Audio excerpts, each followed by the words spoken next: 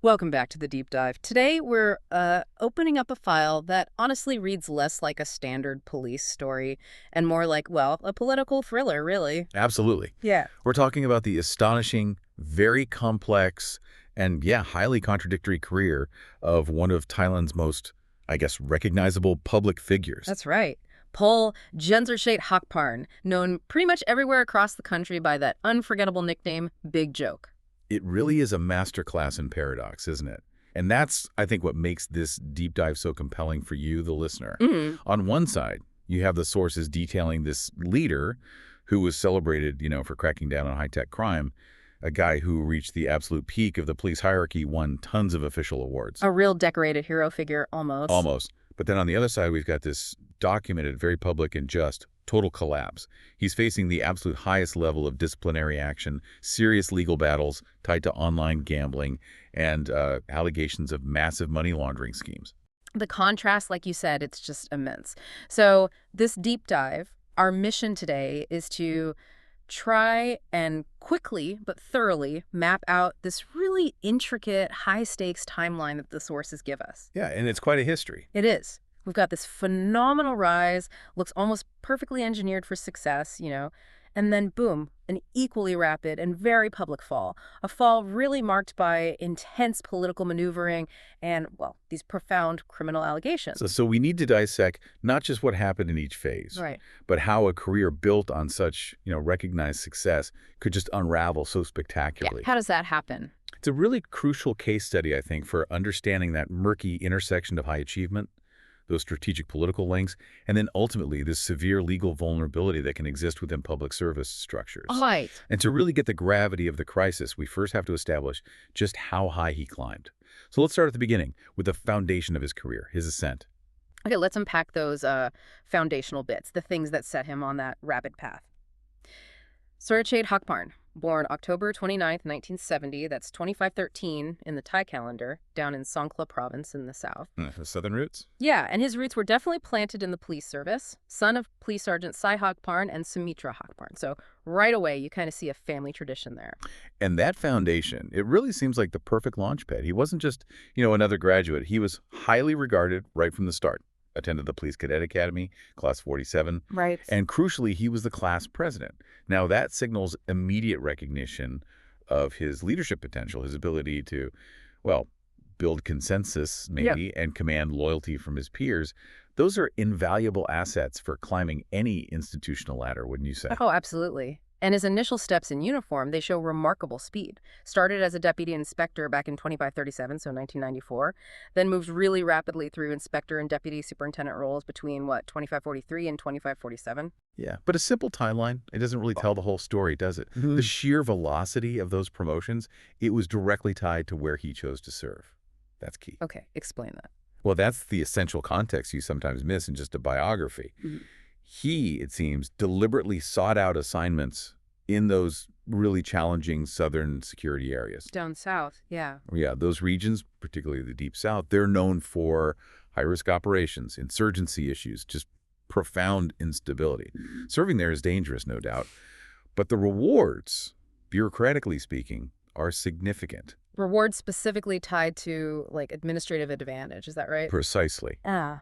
The sources specifically mention that these assignments qualified him to receive what's known as doubled seniority service time. Okay. The Thai term is nadi.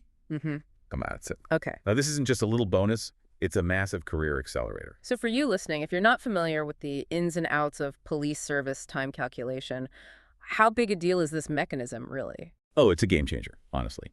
Standard progression is usually pretty rigid, chronological. Doubled seniority means that for every single year he spent in those dangerous zones, 2 years were counted towards his total service time. 2 for 1. Exactly. 2 for 1, specifically for promotion eligibility, getting access to those higher ranks faster.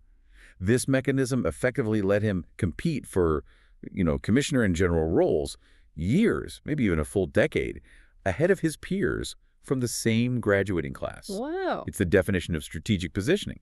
He wasn't just good at his job. He actively engineered his timeline to leapfrog almost everyone else. #TAG B. Defining roles and enduring nicknames. Okay, so that explains the speed, the velocity. Now let's look at the quality of his leadership once he actually got to those higher posts. Because his early roles weren't just about pushing paper, right? They involved very visible, tangible successes in really crucial regional centers. Yeah, his time down south definitely yielded some important credentials. He served as the chief superintendent of Hatyai Police Station in Songkhla. Now, Hatyai is a huge economic hub, a major logistical point, especially for cross-border stuff. Right, very important city. Very. And his leadership there apparently earned him awards as the top-ranking station chief multiple years running.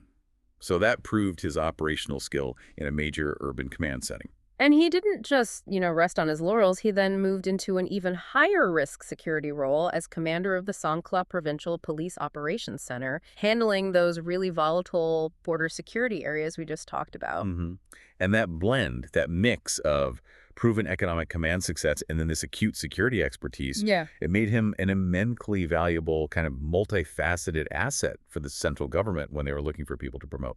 And what's equally fascinating and maybe, more indicative of where things eventually went wrong is his political dexterity. Ah, yes. The sources consistently point this out.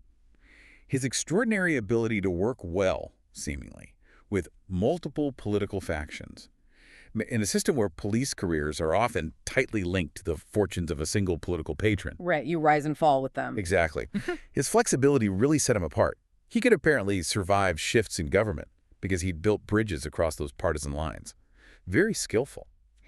And that political skill, that acumen, it leads us straight to the duality of his reputation, doesn't it? Reflected in the nicknames he picked up. It does. The one we all know is Big Joke. That's Pol, Surachet Hakparn's widely known name. It suggests authority, power, someone who gets things done, maybe with a bit of flair, That's his public operational persona, absolutely. The high-profile crime fighter, holding the press conferences, leading the dramatic crackdowns. But the second nickname, Jock Waanjiab, which translates roughly to sweet joke. Plus sweet joke. Okay. That's where we glimpse the inner workings of political trust, I think. Sweet joke sounds like more than just being friendly. Oh, much more. It implies deep trust, maybe even personal affection, that he commanded from people in very powerful positions. Politicians, military figures, senior generals. It suggests he wasn't just reliable and effective operationally, but also maybe affable, dependable, and crucially, perhaps discreet behind the scenes. A confidant. Exactly. The fact that he could successfully embody both personas, the assertive public enforcer Big Joke, and the trusted, politically agile, confidant Sweet Joe, it really illustrates the sort of razor's edge of influence he was walking, and just how high his stock was among the decision makers back then. Hashtag Tito2, high impact achievements and recognition.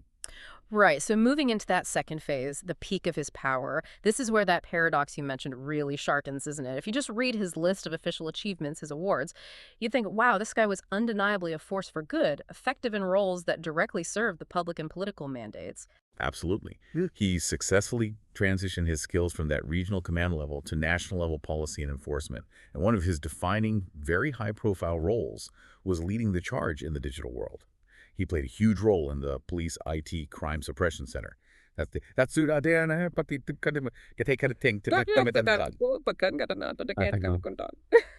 Okay, why was that specific role so critical, say, in the mid-2010s? Well, because that period saw this absolute explosion in complex, often cross-border digital crime, right? Major online fraud schemes, sophisticated financial scams, and crucially for later, illegal online gambling rings. The gambling connection starts early. Well, fighting it does. To lead the National IT Crime Suppression Center meant he was literally the public face of the fight against modern cyber threats. And that visibility, it gave him immense public goodwill. It positioned him as proactive, future-focused, tackling the crimes of tomorrow. And linking back to that Sweet Joke political skill, he also held these high-level political coordination roles that put him right at the decision-making table. He served as assistant spokesperson to Deputy Prime Minister Pol General Prawit Wongsuwan. Now that connection is perhaps the most defining element of his whole ascent. Deputy PM Prawit Wongsuwan at that time represented this powerful convergence of military, police, and political authority. A real power broker. Huge. So serving as his assistant spokesperson meant Surachet was right there in the inner circle, privy to high-level strategy, trusted implicitly to communicate the administration's core messages. This proximity is critical. It shows he wasn't just some bureaucratic climber. He was a political operator, backed by seriously powerful patrons. And we can actually sort of quantify his success through the sheer scale of the enforcement crackdowns he led, right? The sources detail his team's major contributions to tackling some genuinely systemic national problems. Yes, his tenure was really defined by these major campaigns against complex organized crime. This included operations targeting human trafficking rings, a globally recognized heinous crime that always draws international attention and pressure. Right. He also led the fight against the notorious $0 tours. These were complex scams where, foreign operators sold super cheap tours but then forced tourists into overpriced shopping, creating huge economic distortions and often, involving money laundering. Okay, I remember those headlines. Yeah, big deal at the time. And finally, addressing systemic debt issues, fighting predatory lending practices that were affecting millions of ordinary Thai citizens. These are all very public-facing, high-impact crimes. Solving them generates immediate political capital and, deep public trust. He was consistently seen tackling issues that mattered to everyday people and to the government's agenda. So when you put it all together, his success in this booming field of digital crime suppression, his impact on traditional organized crime like trafficking, and his closeness to the absolute highest levels of government power. Yeah. You see a trajectory that was absolutely, undeniably aimed at the top job, the Commissioner General of the Royal Thai Police. Everything pointed that way. ###B. Extensive honors and awards. And for you listening, really understanding the scale of his official recognition is vital here because it underscores the official certification of his peak status. This wasn't just some political favorite operating in the shadows. The system itself formally ratified him as a model official, didn't it? That's the point where the, let's call it cognitive dissonance, of his eventual downfall becomes most acute. The list of awards, it details the sheer breadth of his official recognition. It covers ethical conduct, citizenship, administrative excellence, operational success, the whole package. Let's just run through a few of the sources explicitly mentioned. The Outstanding Behavior Police Officer Award, the Model Thai Citizen Award, the Outstanding Civil Servant Award, and the Distinguished Award as a Model Peace Protector. I mean, it's quite a list. It is. And the sheer accumulation of these honors is critical context. In Thai bureaucracy, achieving such a collection of highly visible state-sanctioned awards, it acts as a kind of institutional vetting process. It demonstrates that not only was he seen as effective, but he was officially sanctioned, promoted, celebrated by multiple governing bodies and oversight agencies throughout his rise. So if we synthesize these achievements for the listener, the key takeaway is that Surachet Hakparn's career, at its peak, was built not on rumor or hearsay, but on years of tangible, measurable, and very highly publicized anti-crime efforts. Right. He was, in many ways, the system's chosen champion against organized crime, and he wore those badges proudly, publicly. And this is precisely why the subsequent crisis becomes such a profound internal shock to that system. It involves the very man who symbolized the fight against organized crime, suddenly facing allegations tied directly to the kind of criminal organizations he was famous for dismantling. Which brings us neatly, or perhaps messily, to 2019, the turning point. Yeah. As you hinted, you just can't operate at that altitude with that much success and political closeness without accumulating some powerful enemies, right? Or maybe without relying on political protection that could eventually be withdrawn. That seems likely. The initial signs of a, let's say, political frost arising came when the system started to shift around him. Let's just recall his position back in 2558 or 2015. He was a commander attached directly to the Royal Thai Police Office, coordinating directly with the Prime Minister's office, reporting to Deputy PM Prawit Wongsuwan. Professionally, politically, he seemed bulletproof. But the relationship between the Prime Minister at the time, Prayut Chan-o-cha, and Deputy PM Prawit, well, it was often described as complex, sometimes competitive, wasn't it? So was that transfer in 2562-2019 a professional move or more of a political chess move? The sources strongly suggest it was the latter. The first real warning shot came when he was abruptly transferred to the Royal Thai Police Operations Center. And this was by direct order of PM Prayut Chan-o-cha himself. Okay, that's significant. Very. When a transfer like that is ordered directly by the sitting prime minister, it signals a major loss of political favor, or perhaps some deep structural conflict brewing. This wasn't just a routine rotation, it felt like a clear political demotion, a signal. And what really gives that transfer its weight is what happened almost immediately afterward. Exactly. This professional shift coincided directly with the opening of critical early investigations by powerful, independent regulatory bodies. The sources specifically note investigation orders were initiated from the Anti-Money Laundering Office, AMLO, and the State Audit Office, STO. Okay, for you listening, what do these two bodies, AMLO and STO, actually represent in the context of policing? Why is their involvement such a big deal? Well, they represent a massive escalation of the threat level to him. Look, when a police internal affairs investigation starts, that's serious, of course. But when AMLO, the Anti-Money Laundering Office, gets involved, it means the scrutiny has shifted entirely to finances. Follow the money. Precisely. The source and flow of wealth. And the STO, the State Audit Office, they look at the integrity of how state money is spent. These are agencies designed specifically to audit systemic integrity and corruption outside the normal police command structure. So external watchdogs. Right. Their involvement indicated the scrutiny was no longer just about, say, discipline or internal police matters. It was now about potential high-level financial crimes that could threaten national confidence. That high-speed ascent hadn't just hit a speed bump, it had been pulled over and put under a serious external audit. Hashtag BB. The conflict escalates. 2563. Then 2563, or 2020, that marked a period where this political maneuvering became really acute and actually dangerous. He was first transferred from his very high-profile job as commissioner of the Immigration Bureau. Yeah, another big demotion. And the reason given, according to sources, was internal allegations of conflicts and misuse of power. That confirms deep friction inside the police command itself. But the truly dramatic event that year, the one that went way beyond administrative shuffling and became massive headline news, was the car shooting incident. Right, I remember this. Yeah, this wasn't some quiet removal. This was a highly public, violent event where his official car was ambushed, shot at.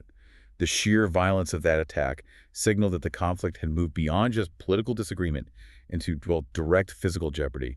Someone was sending a very dangerous message. And critically, the source material actually provides a specific potential motive for this attack, linking it directly to high-stakes corruption. Yes, the sources connect that shooting incident directly to conflicts over procurement bids and interests.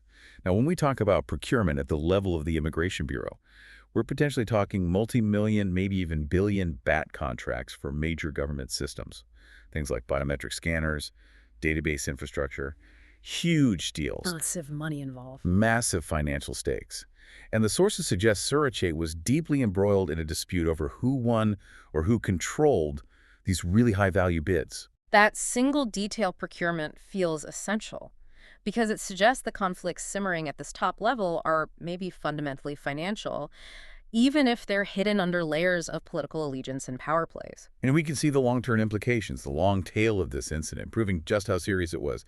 The sources track a related development much later, in 2568, that's 2025. Right. Concerning disciplinary action taken against another very high-ranking officer, Paul General Wirkai Song Meta. And it was regarding an audio clip connected to that very shooting from years earlier. Wow, so it's still playing out. Still playing out years later. It confirms that the procurement dispute and that resulting car shooting weren't just isolated events. They were part of a deep, years-long, almost, Shakespearean conflict within the highest levels of the police force. And it continues to generate internal investigations long after the bullets flew. Hashtag C. The web gambling allegations emerge. 2566. So the ultimate professional disaster finally arrived in 2566, 2023. After years of fighting off political transfers, surviving physical threats, the legal crisis hits right at the core of his professional reputation. This is where that paradox we keep talking about becomes truly fatal for his career. September 25th, 2566.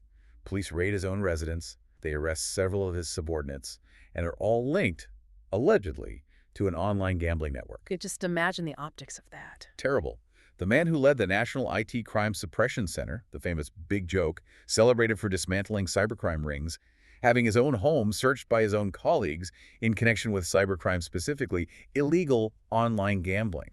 The public humiliation, the professional catastrophe must have been absolute. What was the immediate institutional consequence of that search? Well, it instantly derailed his career-long ambition. That single incident immediately eliminated his candidacy for the top job, Commissioner General of the Royal Thai Police. The job he'd been aiming for his whole career. The very pinnacle he had fast-tracked his entire career towards. Suddenly, completely inaccessible. Gone. And the specific charges, as detailed in the sources, they relate to involvement with something called the BNK Master gambling website, right? This wasn't just some minor association. The investigation led to really serious criminal charges spanning from 2566 into 2567. Yes, specifically money laundering and conspiracy to launder money. Heavy charges. Very heavy. And if you look at the nature of the alleged crime money laundering linked to illegal online gambling, it requires sophisticated methods to move funds, often across borders, through complex layers to hide the origin. Right, stuff he specialized in fighting. Exactly. For a highly trained general who literally specialized in prosecuting these exact types of high-tech financial crimes, the charges represent a complete, utterly devastating reversal of his entire public persona. The narrative just flipped entirely overnight. From the champion crime fighter to an alleged co-conspirator who potentially misused his expert knowledge of cyber systems for personal gain. #50. The official timeline of disciplinary and legal action, 2024-2025. Okay, so the escalation in 2024, or 2567, that was defined by the bureaucratic and legal hammer just falling incredibly rapidly. This period really formalized his complete separation from the police force he'd served for decades. #A. The critical disciplinary decisions. Yeah, the sources outline a very swift, pretty comprehensive disciplinary process, which seems to indicate a clear institutional will, or perhaps political will, to resolve the matter quickly. On February 20th, 2067, the Serious Disciplinary Inquiry Committee concluded its investigation into the allegations against him. Their recommendation was, well, absolute. Which was the highest possible penalty, right? Yes. Dismissal or expulsion. That's the formal recommendation to end his police career entirely. Strip him of all rank, all official standing.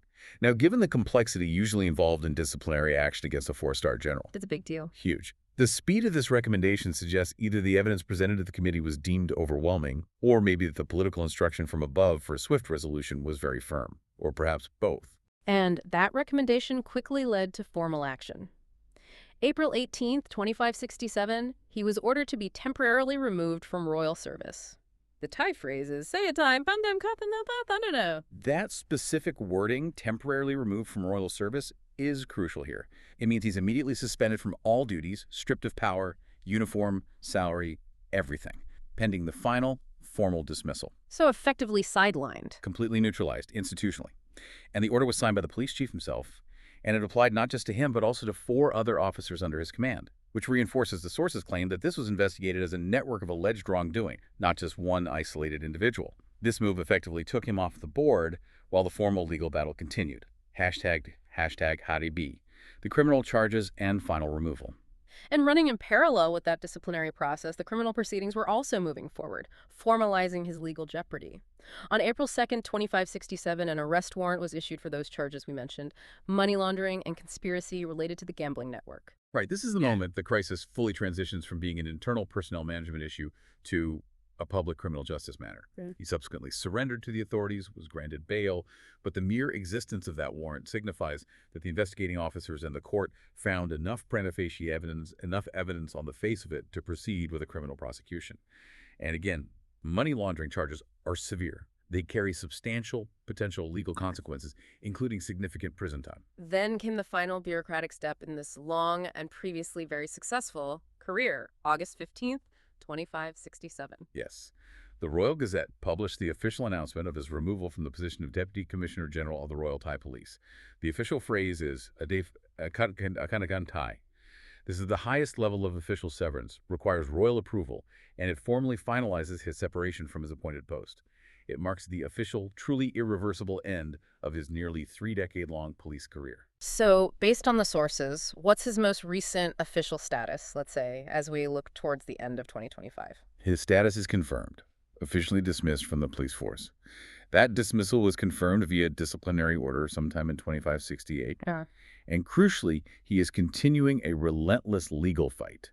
He's trying to overturn the entire process, clear his name, that trajectory, fueled by doubled seniority and powerful political patronage, has officially concluded in expulsion from the force, but the fight, it seems, is far from over. Right, and this is where the story takes another sharp turn and the complexity just deepens again.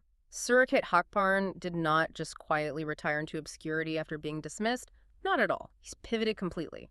He shifted from being a powerful official defending himself to becoming an aggressive, proactive legal combatant initiating lawsuits against the very system that took him down. It's a remarkable shift in strategy. His core focus now is this highly aggressive legal struggle.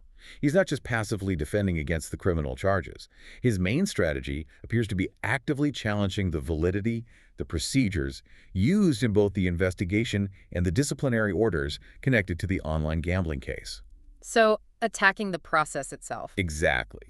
It's a sophisticated maneuver, really, designed to try and delegitimize the entire process that led to his downfall by arguing that the procedure was somehow corrupted, politically motivated, or just fundamentally flawed. And the aggression of this legal campaign is striking because it's targeting the absolute highest levels of the state apparatus. We're seeing him file complaints, lawsuits, not just through the standard appeal courts, but with high-level judicial bodies and crucial independent oversight agencies, including the National Anti-Corruption Commission, the NACC. And what's truly fascinating, and something the sources really highlight, is the specific target of some of his most serious allegations.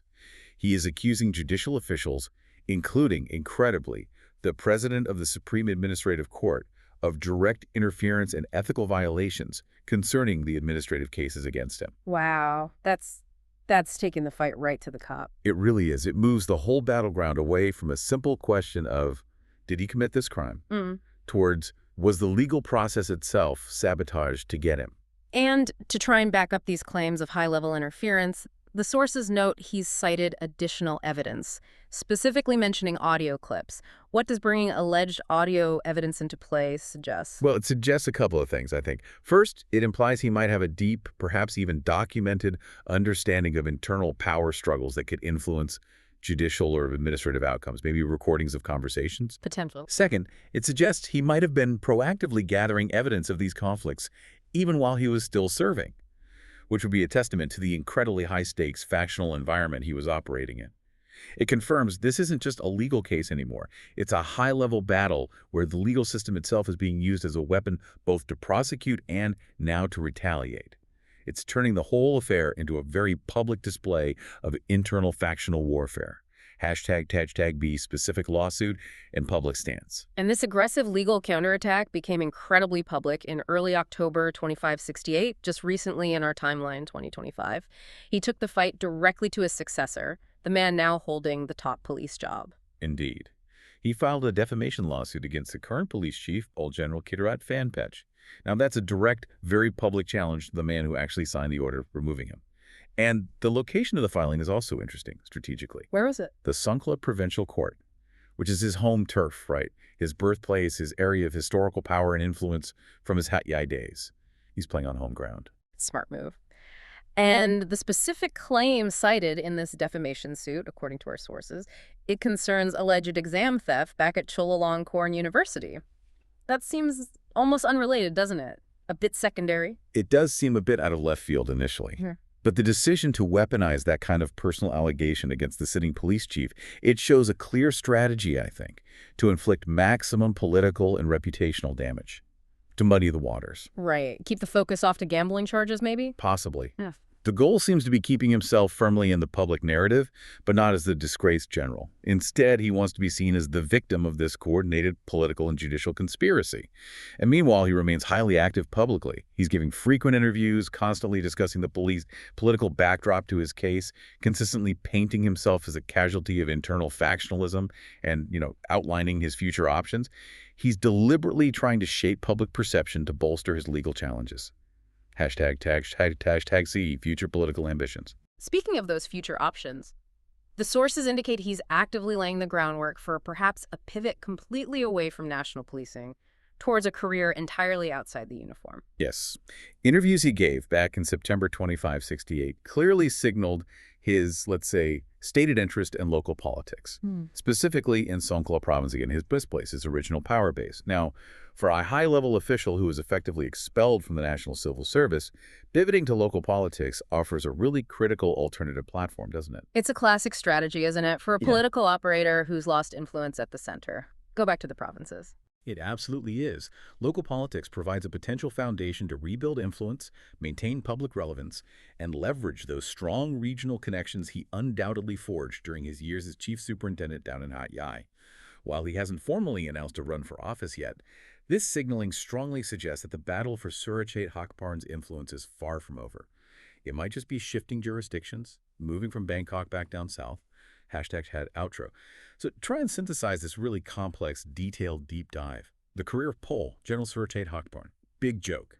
It just vividly illustrates the extraordinary rewards, but also the simultaneous profound vulnerability that exists right at the highest levels of Thai public service. His timeline is almost a perfect microcosm, isn't it? Of how high achievement, crucial political connections, huge financial stakes, and ultimately political fallibility can all coexist right at the very top of the command structure. Yeah, that duality of his reputation, the big joke who fought human trafficking and cybercrime, versus the sweet joke who cultivated that proximity to power that really defines the story.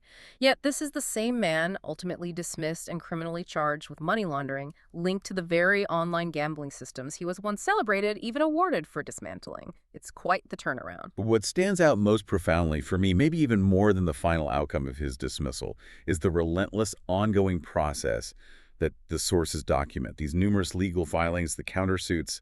It shows this perpetual, high-stakes battle continuing between elite power brokers within the system. Which raises a really important and maybe provocative final question for you, the listener, to think about after this deep dive.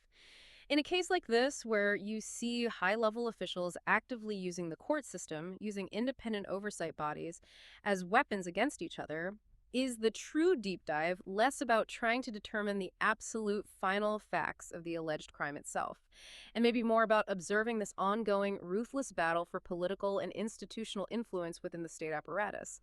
It suggests the conflict is far from resolved long after those formal dismissal orders were signed and published, something to definitely keep an eye on.